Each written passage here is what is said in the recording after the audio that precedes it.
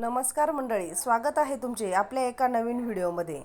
सनातन धर्मात एका सूत्राचा वारंवार उल्लेख केला जातो.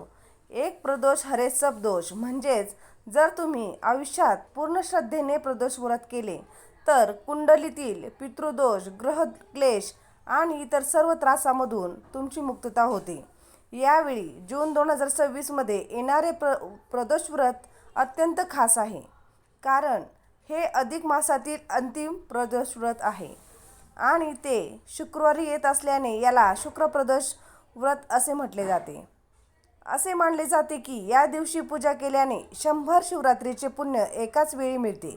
आजच्या व्हिडिओमध्ये आपण पाहणार आहोत की व्रत नक्की कधी आहे, 12 जून की 13 जून, पूजेचा सर्वात अचूक मुहूर्त कोणता आणि 5 दिव्यांचे दीपदान कसे करायचे. व्हिडिओ शेवटपर्यंत नक्की पहा. मंडळी, यावेळी त्रयोदशी तिथीबाबत लोकांमध्ये खूप गोंधळ आहे, कारण त्रयोदशी तिथीचा सुरुवात 12 जून शुक्रवार संध्याकाळी 7:37 होत आहे आणि तिथी 13 जून शनिवारी संध्याकाळी 4:08 समाप्त होईल. शास्त्रानुसार प्रदोष व्रत हे नेहमी त्याच दिवशी ठेवले जाते ज्या दिवशी संध्याकाळच्या वेळी म्हणजेच प्रदोष काळात त्रयोदशी तिथी असते. 13 जून शनिवारी संध्याकाळी त्रयोदशी तिथी नसेल, त्यामुळे शास्त्रोक्त पद्धतीनुसार हे व्रत 12 जून 2026 शुक्रवार रोजीच ठेवले जाईल. शुक्रवार असल्यामुळे याला शुक्र प्रदोष म्हणतात, जे वैवाहिक जीवनात सर्वात उत्तम मानले जाते. शुभ मुहूर्त आणि पूजेची अचूक वेळ.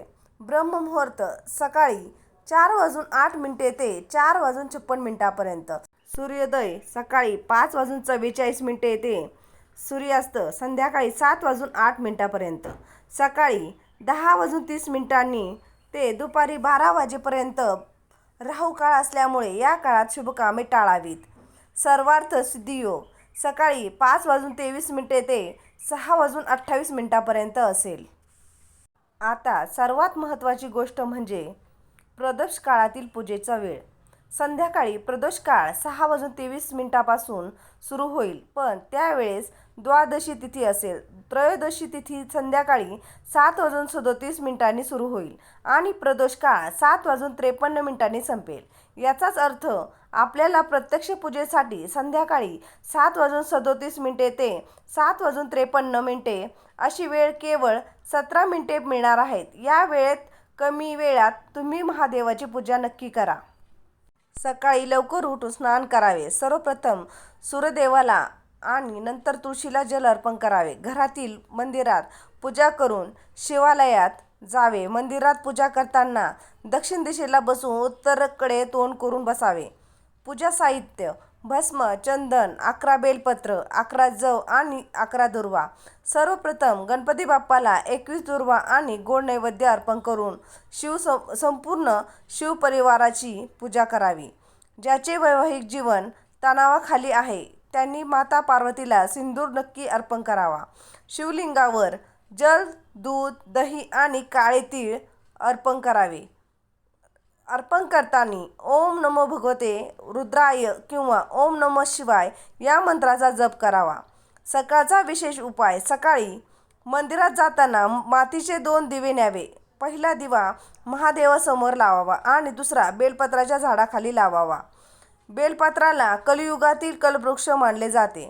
तिथे जल अर्पण करून झाडाला 3 प्रदक्षिणा घालाव्यात.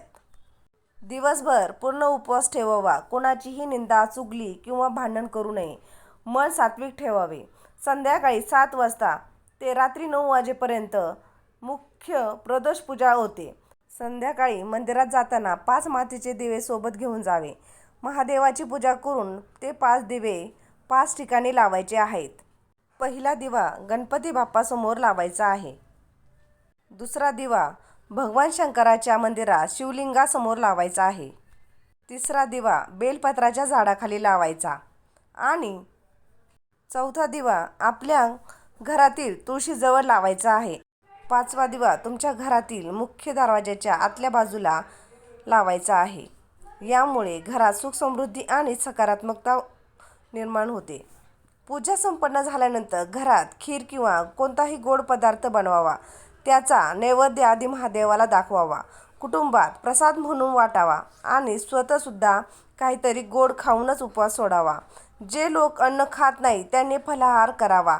तर मंडळी, अधिक मासातील या अंतिम प्रदोष व्रताचा लाभ नक्की घ्या. तुमच्या सर्व इच्छा भोलेनाथ नक्की पूर्ण करतील.